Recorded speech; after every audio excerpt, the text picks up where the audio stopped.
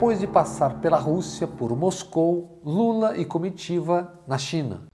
Antes da volta ao Brasil, o encontro com Xi Jinping. Lula foi recebido em Pequim pelo líder chinês, com a banda militar tocando Andar com Fé, de Gilberto Gil.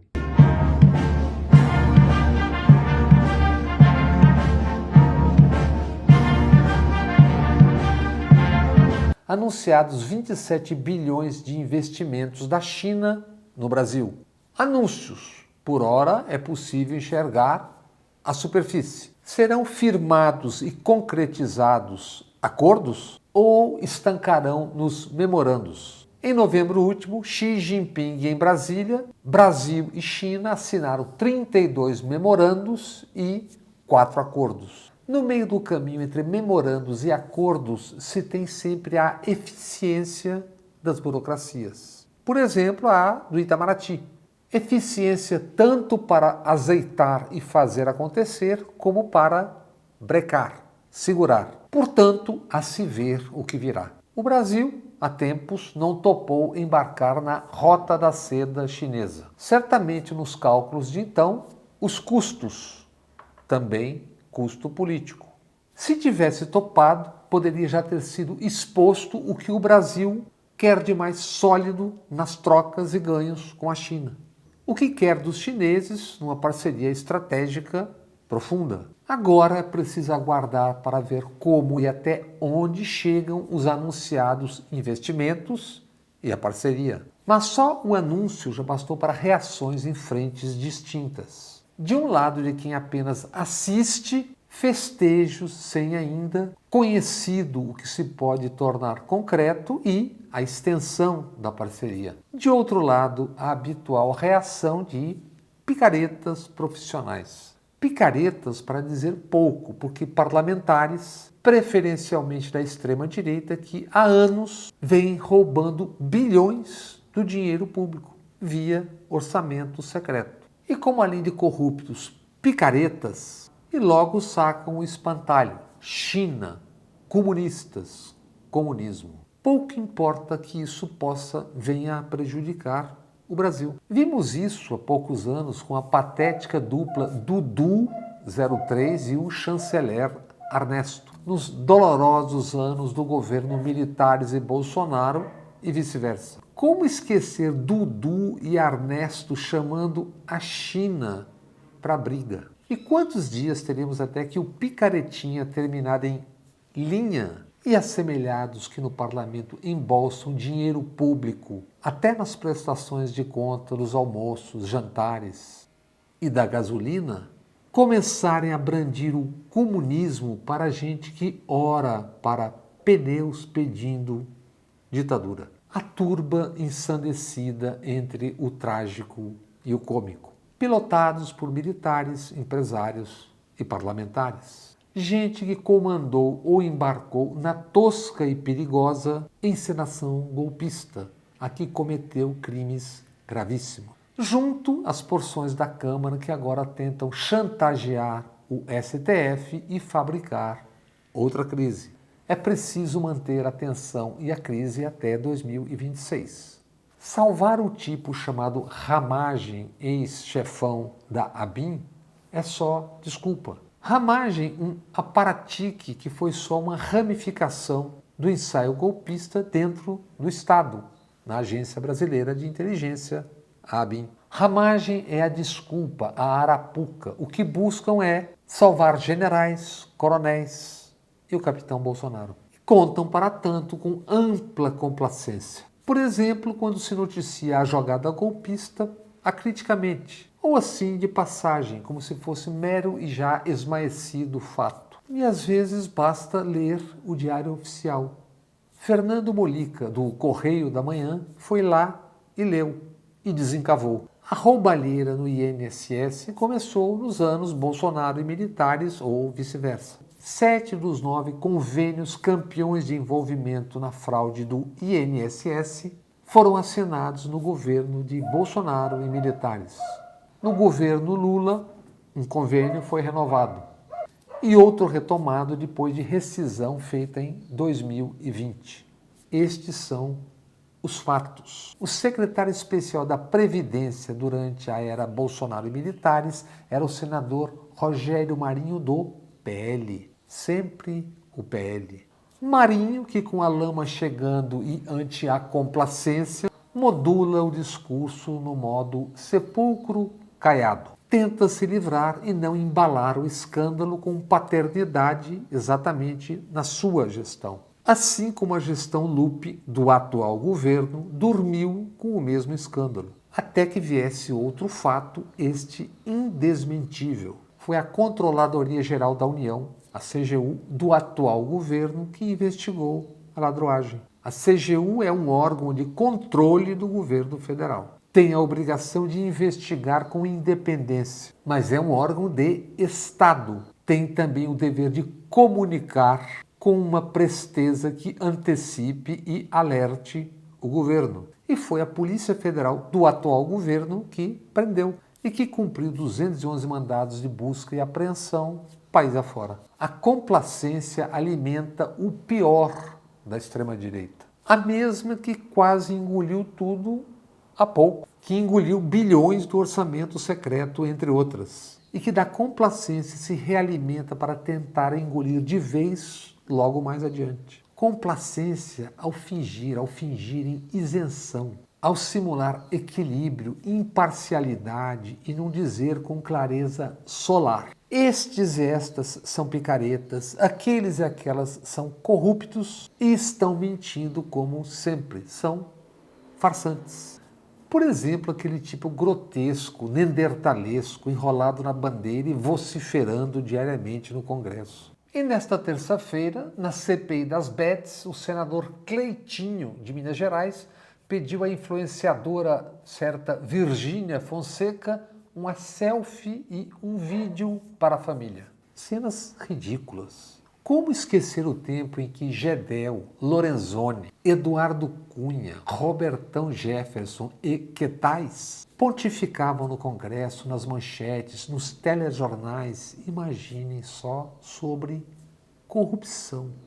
Como agora, bandos e bandos na Câmara. Câmara que acaba de aprovar um projeto para crescer com mais 18 deputados federais, a um custo inicial de 64,6 milhões anual. E isso com efeito cascata nos parlamentos estaduais. Obviamente, uma aberração.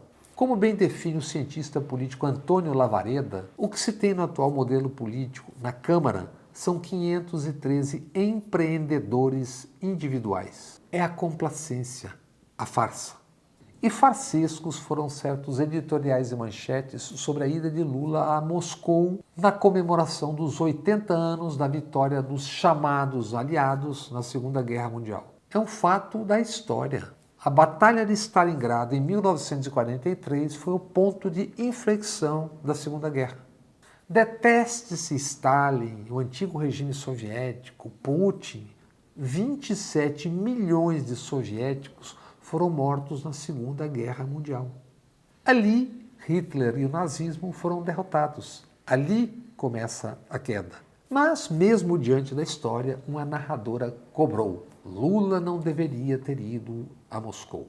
Narradora essa acostumada a ser a voz do patrãozinho. E disseram o mesmo, ou mais ou menos por aí, editoriais que um dia já flertaram com o nazismo e que se empanturraram na ditadura de cá.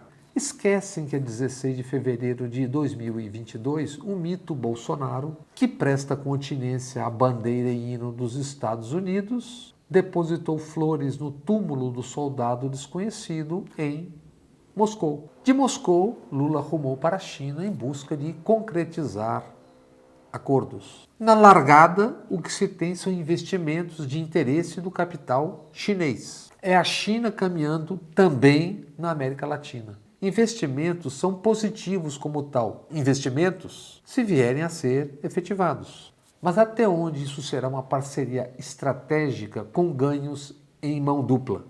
Qual a amplitude da parceria? Comercial e pronto? Estratégica em um ou outro setor? Ou até que ponto? E qual é o projeto de Brasil no médio e longo prazos? Até onde se dará a transferência de tecnologia? Portanto, ainda há muito a se ver e saber. Sobrevoo inicial no pacote anunciado. Se efetivado, alguns desses investimentos indicam a possibilidade de transferência de tecnologia. Por exemplo, nos setores automotivos com a GWM. São 6 bilhões de reais da mega montadora chinesa GWM. A Great Wall Motors. 5 bilhões de dólares da Meituan Kita, plataforma de delivery, com know-how tecnológico em logística, gestão de entregas, inteligência artificial para rotas e experiência do usuário em aplicativos. CGN, 3 bilhões para construir no Piauí um centro dito Hub de energia renovável, eólica e solar. A estatal chinesa de energia nuclear, é de se esperar, terá que transferir tecnologia. Para a geração de energia eólica e solar, gestão de parques energéticos e tecnologia de armazenamento de energia. Sendo a CGN uma estatal chinesa e com foco em infraestrutura vital, se concretizado, isso indicaria uma parceria mais profunda. Até 5 bilhões da Envision para a construção de um parque industrial net zero. Foco em combustível sustentável de aviação, hidrogênio verde e amônia verde. Alto potencial de transferência de tecnologia em áreas de ponta da transição energética. Segundo a Agência Brasileira de Exportações e Investimentos, a Apex, será o primeiro parque industrial do gênero na América Latina. Se de fato acontecer, é ponte para parceria estratégica específica. Neste caso, foco em inovação e sustentabilidade. Bien não ferrosos, outros 2,4 bilhões de reais. Para a compra de uma mina de cobre em Serrote, Alagoas. Seria um investimento direto em recursos naturais. Didi e a 99. Construção de pontos de recarga para veículos elétricos pela Didi e serviço de entrega. Parceria de longo prazo para mobilidade e infraestrutura no setor. Longsys, outros 650 milhões, para a fábrica de semicondutores em São Paulo e no Amazonas. Isso seria transferência direta de tecnologia em setor estratégico de alta tecnologia. Nortec Química do Brasil em parceria com Acebright, Aurisco e Goto Biofarma. São 350 milhões para a construção de uma plataforma industrial de insumos farmacêuticos ativos. Se caminhar, é parceria com transferência de tecnologia fundamental para a cadeia farmacêutica. Michoé, mais 3,2 bilhões de reais. Uma rede de bebidas e sorvetes. Em Pequim, Lula diz que Brasil e China estão dispostos a unir vozes contra o protecionismo.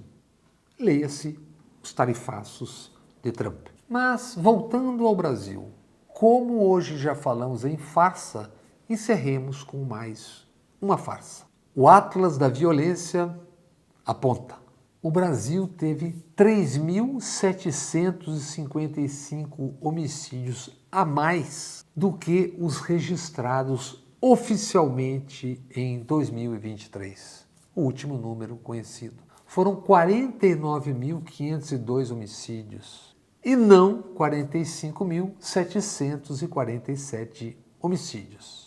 E vejam que surpresa! A São Paulo, governada pelo capitão Tarcísio de Freitas e tendo o SS Derrite no comando do combate ao crime, ocultou, ou seja, deixou de registrar 2.277 homicídios em 2023. Quase 3.000 mortes ocultadas.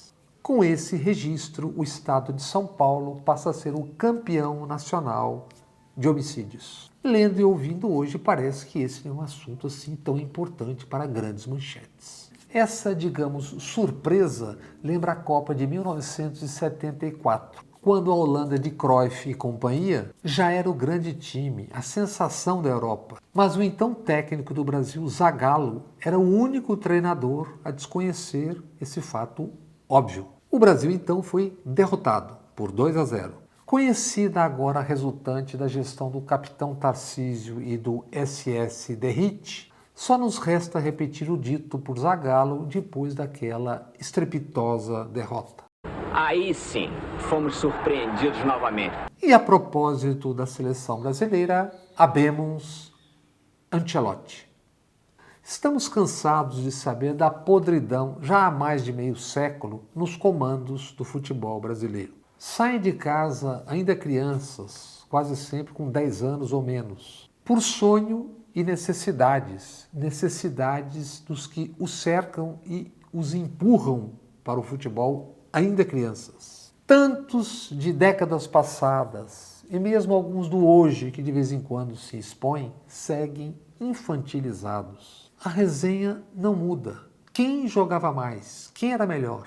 Quem bebia mais? Quem batia mais? Quem pegava mais? Risos e gargalhadas sugerindo mistérios insondáveis, como se virilidade e sexo fossem descobertas recentes. Portanto, podridão no topo à parte, que ótimo um Ancelotti. Enfim, um adulto na sala.